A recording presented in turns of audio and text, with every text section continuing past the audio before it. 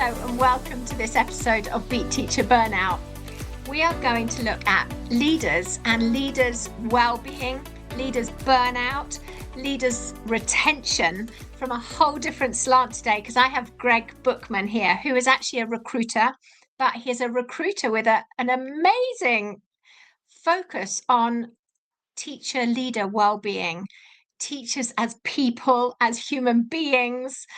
And I just feel so excited for this discussion because Greg and I have been talking about how we can keep staff in education through really insightful, careful, kind, compassionate recruitment, actually, is what I think it comes down to. So, Greg, welcome. Thank you for coming onto the show today. Do you want to introduce yourself? Thank you for having me. Absolutely. So I'm Greg Bookman. I've been in education recruitment now for 20 years, and having worked for some of the largest organizations in the country for that period, I've recently started my own business in looking at permanent recruitment, specifically around leadership and senior appointments into schools and trusts. I'm a vice chair of governors at my children's school, which has been a very insightful journey over the last 3 years as well. And yeah, very excited to be speaking to you today. Brilliant. Thank you. Greg, I want to launch straight in and ask you the question is, how do we stop losing good people from education? Yeah, really good question. So I think you touched on it at the beginning of the podcast, where we talk about treating people as people, not as job titles, not as an organization chart, but as people. And certainly in the last 5 or 6 years, post-COVID lockdown and the whole world change, I think people have started looking at themselves a little bit more and want to ensure that they're getting the best for them, which has been a really positive change. It's thrown up a huge amount of challenges as well, but it's been a positive thing for people to look after themselves.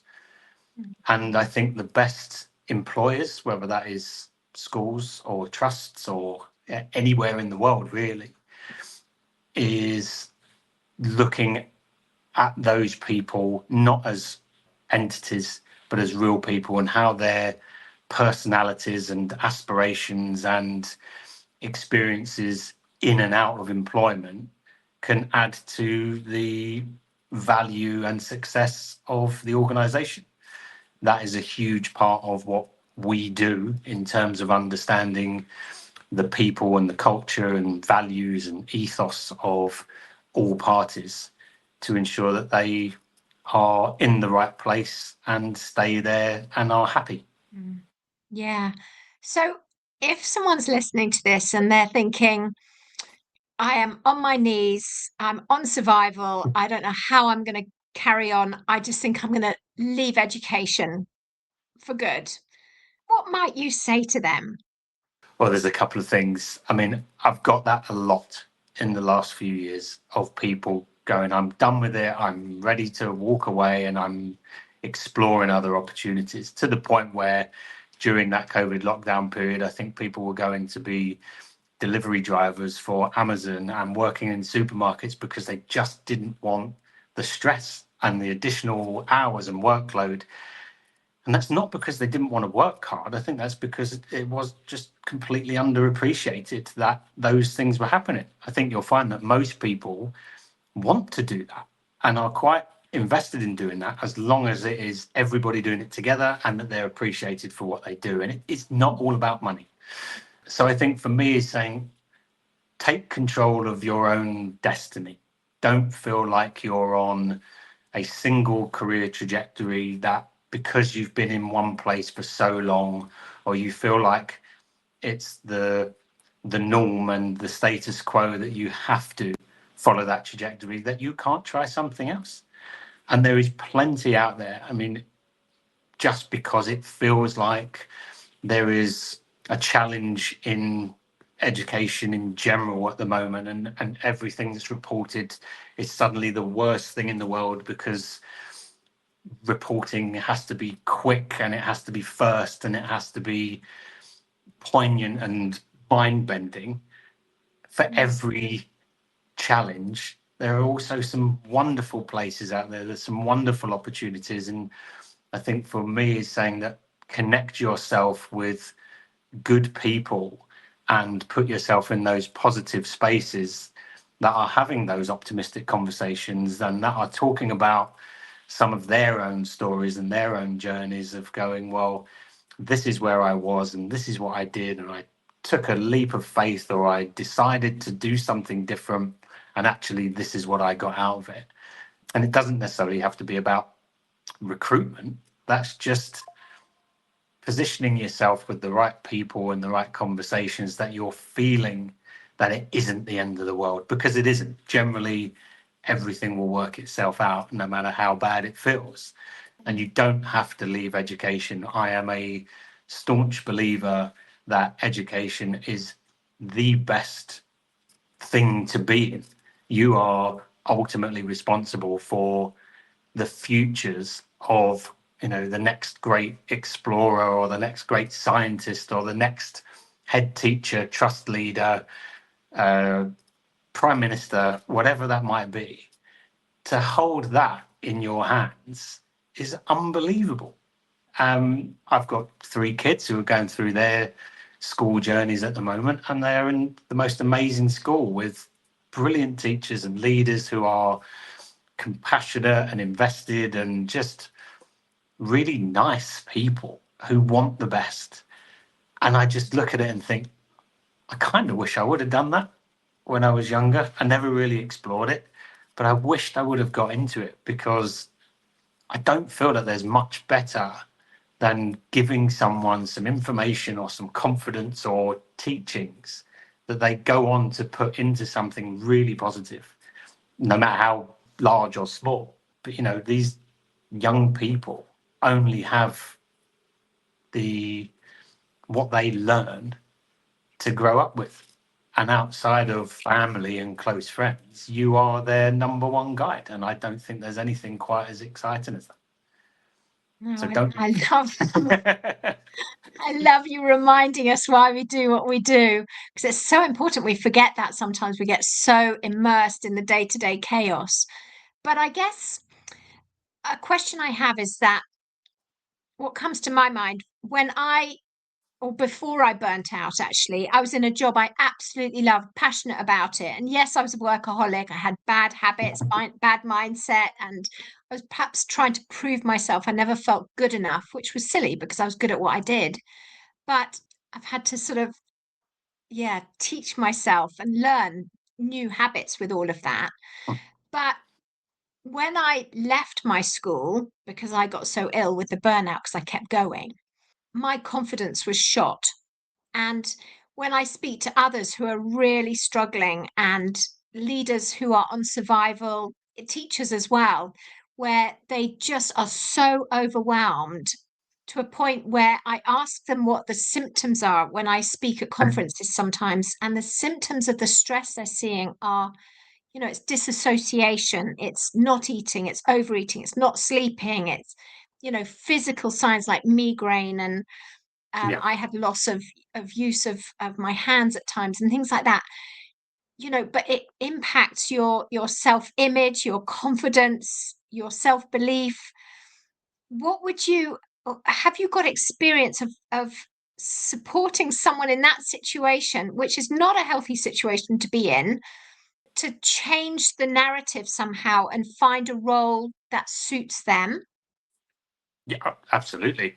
I think the first thing is, as sort of alluded to in the previous answer, is know that it's not the end, and know that that's not the norm, and find someone through your network of connections anywhere. I mean, you'd be surprised when you start looking at that, how big your network is and how wonderful some of those people are. And no matter how close your relationship, you could be introduced to somebody who has gone through exactly the same thing and has come out in a positive and optimistic light. Mm. They may have gone through a couple of things before, even to suggest that these are the things that happen. Here's some things to avoid that get you there, but ultimately it isn't the end, and you can change it. Speaking from a personal and professional perspective, I suppose, and a lot of the work that I do goes beyond recruitment. We do a lot of work with leaders and educators who are clearly disillusioned with things or lacking confidence or just seeking change, but they might have been somewhere for so long that they're not used to what that looks like. And it's really scary. It's really daunting, the prospect of making change, especially when you've been comfortable, I suppose, for some time. So we do a lot of the personal side of things as well. I get to know the people that I work with. And regardless of whether that goes on to be a placement for me, it's more than that. It's making sure that they've got the confidence in themselves and refinding the reason they went into what they do, and what they want to do next, and where they see themselves thriving, because you can find it. There are so many opportunities out there in schools or in education in general, or whatever kind of settings or institutions, but it's finding that right home. And to understand that, you need to think back to what got you into it in the first place, what made you love it, what are the things you don't like, what are the things you don't really want to do, or the things that are your ideals. And we'll go and look at that. Let's explore that, because don't think about, oh, yeah, but they're not going to have, and they might be like this, or actually everybody's the same. They're not. You will be able to find something that is more suitable, that gives you a better job role, well-being, work-life balance, set of connections, team that you're working with, community, whatever that is that you're looking for. Your experience will be 10 times better by making that change. So I suppose not doing anything about it is the worst thing you can do, because it would just drive you down. It's trying to be optimistic and using people around you as soundboards and experts, I suppose, in their field, that can give you the reality of what is available to support you, both in finding new employment, or eating more healthily, or finding a personal trainer to do things with, or whatever that might be that you need. It's the community and the support network around you that's going to get you there. And self-promotion, getting yourself to a point of confidence and ability to talk about yourself in a really positive light that best presents you, what you stand for, and what you would like to do to add value. And that's not easy. Humans aren't very good at that generally. So having somebody there by your side, whoever that is, that's going to give you the ability to do that is really powerful. And that's a lot of what we stand for here, to bring the people out from the job title or the CV or whatever that might be. I love that. There's such a powerful message in there about, if we're struggling, if we're seeing that we're not perhaps being the best version of ourselves, or we're not doing enough in our job. We're so good, aren't we? And I suppose I should say I'm so good at saying I'm not good enough. I failed again. I didn't get that done. That child didn't make that exam, or whatever it happens to be. But actually, if we can step back from that a little bit, and obviously with the help of safe colleagues, safe friends, safe family is even better. But to step back and say, hold on a minute, what am I good at? What have I achieved? And I do a lot of training on this, and I'm a coach as well. So I do it in my coaching sessions to say, where have you made an impact this week, this term? What are your most valued strengths, and are you using them? And who are you at the end of the day? Because I think in my last role, I'd almost morphed into who I felt I was needed to be. Yeah. So my sort of authentic self with my values. So for example, kindness is one of my core values. And I'd been told I was too kind, and I had to stop that. Now, if you're not able to use that in your role, you are going to head towards burnout and sickness. It's going to happen. So I guess what you're saying is a really important message for people to step back and say, who am I and what's important to me? And Yep, in my role at the moment, can I be my best self? But we're not saying you have to leave education. We're saying go and find a school where you can be. absolutely. Yeah. I think one of the things that I present whenever I'm doing a consultation or registering new people is, I mean, I don't know the demographic of your listeners, but I don't know if they remember the This Is Your Life with Michael Aspel. Yeah. We don't offer the big red book and all the family and friends on site at the time, but we go back to when they were at school and think about what they did and what they liked and what they studied and what they wanted to go into, what their parents did, what their grandparents did, what they felt they needed to do, and how their career journey had been shaped. And the amount of times that we go back to that and somebody just has this beaming smile of, "Oh, I haven't thought about that in so long." And it just goes, that's the click that goes, that's why I got into it. That's what I wanted to do. That's what I loved. And when you recap on that with them and think that every time you spoke about this, you beamed. And every time that you thought about this, you tended to go into yourself. So let's have a look at the things that make you smile and the things that make you happy and the things that make you feel confident, because that's your journey. That's the bit that you're going to go and thrive with. You're never going to get everything perfect, and you might have to do some stuff that you don't like that much. But if it's bringing you down, those are the things that you really want to avoid. And sometimes the reflection piece is the key, and not everybody's can do that easily. I find that very difficult to do. If you said to me, go and reflect on this, I'd find that difficult. If I had somebody else helping me relive that and prompting and pushing and coaching, I think there's something really powerful about that. And it's a physical thing. You can see it. And when they do that, generally it's either face to face or like we are now. They can see that. They can see themselves doing it. And that's a really powerful mirror to look into. Yeah. You've mentioned it on here before now, but apparently it's between 80 and 90% of us think we're self-aware. But the reality is that about 15%, maybe up to 20% of us are actually self-aware. And the impact of not being self-aware is huge. And I used to think I was self-aware, but since I've done the research and read a couple of books about it, it's like, oh my goodness, I am absolutely not, or I wasn't. I'm hoping I'm a little bit more so now. But really, the impact for us, I think, in any role of life, but in education as leaders, teachers, not being self-aware, we don't see the impact we have on others. We don't watch the impact we're having on ourselves. It's harder to regulate, it's harder to co-regulate, and so many knock-ons from that. So, Greg, you've opened up so many doors of questions, and I'm so grateful. I think you are the ethical recruiter in my mind. I love what you're doing, and I think it's really kind.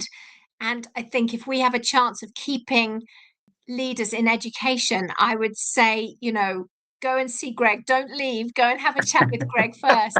So With pleasure. if people want to find you, Greg, where do they find you? Generally, the best place is on LinkedIn under Lime Tree Education Search, which is my business, or under Greg Bookman. They can find me there. I'm more than happy to take a call at any time, set aside some time if you wanted to have a chat. And that's not necessarily whether you're looking for new work. If you just need some advice or guidance or a soundboard in what you're going through at the moment in education, I'd be more than happy to have a chat. Wow, that's very kind. Thank you. And thanks everyone for listening. I really hope this has challenged your thinking and given you hope that you can stay in education, because that is my heart. And see you next time. Thanks for listening. I hope you took something of value from today. If you want to connect, I'm at rowenahicks.com, or I have a Facebook group, which is Preventing Teacher Burnout. So I look forward to connecting to you at one of those.